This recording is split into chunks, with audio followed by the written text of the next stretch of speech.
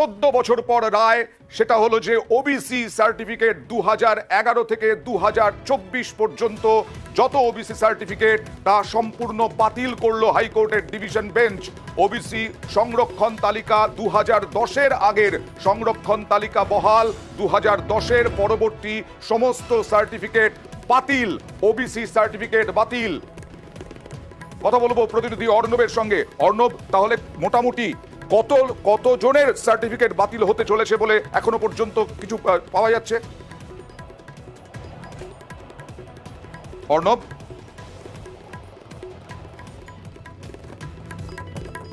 OBC সংরক্ষণ মামলার রায় ঘোষণা 14 বছর পর। রায় ঘোষণা হাইকোর্টের ডিভিশন বেঞ্চের। ওবিসি 2011 থেকে 2024 সমস্ত ওবিসি সার্টিফিকেট বাতিল, তবে যারা চাকরি পেয়েছেন তাদের চাকরি বহাল থাকবে, এটাও হাইকোর্ট জানিয়ে দিয়েছে। 2010-এর আগে সংরক্ষণ তালিকা সেটা বজায় থাকবে, বহাল থাকবে, কিন্তু যে তালিকা 2010-এর পরে 2011 থেকে 2024 পর্যন্ত যে সংরক্ষণ, যাদের সংরক্ষণ, যত সংখ্যক মানুষের সার্টিফিকেট দেওয়া হয়েছে সংরক্ষণ সার্টিফিকেট, তা বাতিল করলো হাইকোর্টের ডিভিশন বেঞ্চ। আর কথা বলবো প্রতিনিধি অর্ণবের সঙ্গে। অর্ণব, কবে মামলা হয়েছিল, কি মামলা হয়েছিল আরো একবার জানতে চাইবো। দেখো 2010 সালে এই মামলা প্রথম আসে। 2010 সালে এই মামলা প্রথম আসে, কিন্তু এই মামলা বারবার বিভিন্নভাবে ফরম্যাটে আসে এবং 2011 সালেও এই মামলা হয়, 2012 সালেও মামলা হয়। সব মিলিয়ে এই বিভিন্ন রকমের যে মামলা, মূলত ওবিসি সংরক্ষণ তালিকাকে চ্যালেঞ্জ করে করা মামলা, সেই মামলাগুলি শেষমেশ শুনানি শেষ হলো, আজ রায় ঘোষণা হলো। এবং এখানে মূল যে বিষয়, 2010 সালের আগে পর্যন্ত আমাদের রাজ্যে ওবিসি অর্থাৎ আদার ব্যাকওয়ার্ড ক্লাস, এই অর্থাৎ সম্প্রদায়ভুক্ত 37টা সম্প্রদায় ছিল আমাদের রাজ্যে। এই 37টে সম্প্রদায়কেই ওবিসি সার্টিফিকেট দেওয়া হতো। তখন বুদ্ধদেব ভট্টাচার্যের জামানা, তিনি তখন মুখ্যমন্ত্রী। কিন্তু 2010 সালে তৎকালীন সরকার ব্যাকওয়ার্ড ক্লাস কমিশন, এই কমিশনের মাধ্যমে ক্যালকাটা ইউনিভার্সিটি তার বিশেষজ্ঞ এক্সপার্টদের দিয়ে একটা কমিটি তৈরি করা হয় এবং সেই কমিটি একটা রিপোর্ট প্লেস করে কমিশনের সামনে। এবং সেই রিপোর্টটা একটা ইন্টারমিডিয়েট অর্থাৎ অন্তর্বর্তী একটা রিপোর্ট ছিল, পূর্ণাঙ্গ বা ফাইনাল রিপোর্ট ছিল না। সেই অন্তর্বর্তী রিপোর্টের ভিত্তিতে সরকার, এরপর 2011 সালে জামানা বদল হয়। নতুন সরকার আসার পর নতুন সরকার 2012 সালে এই ওবিসি নিয়ে একটি নতুন আইন আনে। এই আইনটাকে বলা হচ্ছে backward class other than SC ST act 2012। আরও কিছু যুক্ত আছে, আমি সংক্ষেপে বললাম। এই আইন অনুযায়ী প্রায় আরও 66 থেকে 67টা ক্লাসকে আমাদের রাজ্যের মানুষকে, সম্প্রদায়কে ওবিসি তালিকায় যুক্ত করা হয়। আমরা জানি ইতিমধ্যে আমরা এখন কি আছে, ওবিসি এ, ওবিসি বি, এই দুই ক্যাটাগরি, অর্থাৎ ওবিসির আবার দুটো ভাগ। এই নতুন আইন অনুযায়ী কিন্তু এগুলো হয়েছিল, অর্থাৎ আগে ছিল 37টা, পরে আরও 66 নতুন সরকার যোগ করলো। এই এতগুলো সম্প্রদায় আমাদের রাজ্যের ওবিসি সম্প্রদায়ভুক্ত সার্টিফিকেট পেতেন নির্দিষ্ট যিনি এখানকার বাসিন্দা, সেখানকার এসডিওর কাছ থেকে।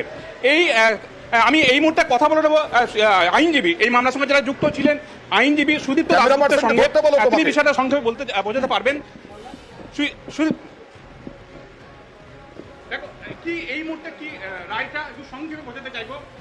দেখুন, রায়টা সংক্ষেপে হলো 2010-এর আগে যারা ওবিসি হিসেবে অন্তর্ভুক্ত ছিল তারা থাকবে, কিন্তু 2010 পরে যারা ওবিসি হিসেবে অন্তর্ভুক্ত হয়েছে সেটা বেআইনি এবং তাদের স্ট্রাক ডাউন করেছে মহামান্য কলকাতা হাইকোর্টের ডিভিশন বেঞ্চ।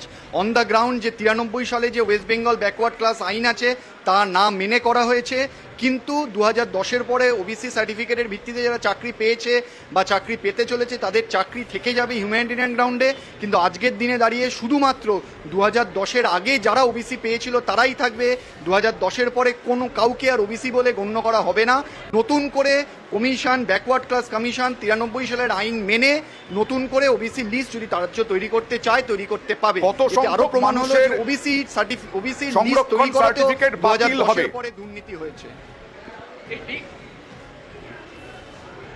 কোন কোন সংরক্ষণ সার্টিফিকেট বাতিল হবে নির্দিষ্ট করে যদি ওবিসি এ আর ওবিসি বি, কত সংখ্যক মানুষের এই তালিকা কারা কারা ছিল যদি একটু সম্ভব।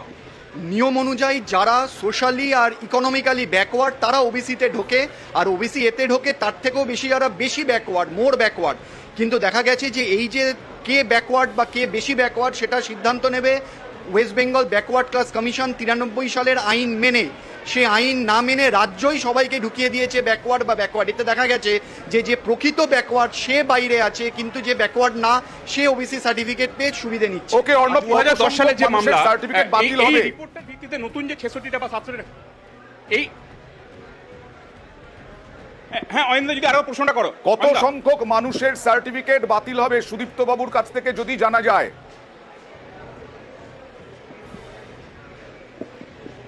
আপনার কাছে যেটা প্রশ্ন অয়েন্দা প্রশ্ন করছেন শুরু থেকে, কত সংখ্যক মানুষের সার্টিফিকেট বাতিল হতে পারে?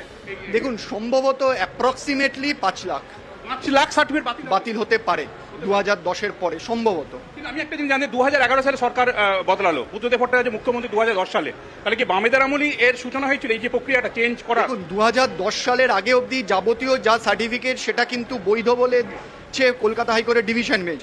2010 সালে রঙ্গনাথ মিশ্রর যে রেকমেন্ডেশন, তার ভিত্তিতে তৎকালীন যে বুদ্ধদেব ভট্টাচার্য সরকার, ওনারা ঠিক করেন যে আমার আমরা সঙ্গে এটা রয়েছেন আইনজীবী বিকাশ রঞ্জন ভট্টাচার্য। বিকাশ বাবু, কে মামলা করেছিল, কবে মামলা হয়েছিল? বামফ্রন্টের আমলে 2010-এ একটা সমীক্ষা হয়েছিল, তারপরে এই বলা হচ্ছে যে এই তৃণমূল সরকার আসার পরে এই ওবিসি সংরক্ষণের মধ্যে অনেককে ঢোকানো হয়েছিল। কি বলবেন যেটা আজকে রায় হলো? সমস্ত রকম গুরুত্বপূর্ণ শিক্ষণীয় খবরাখবর সবার আগে জানতে অবশ্যই আমাদের চ্যানেলটিকে সাবস্ক্রাইব করে রাখুন।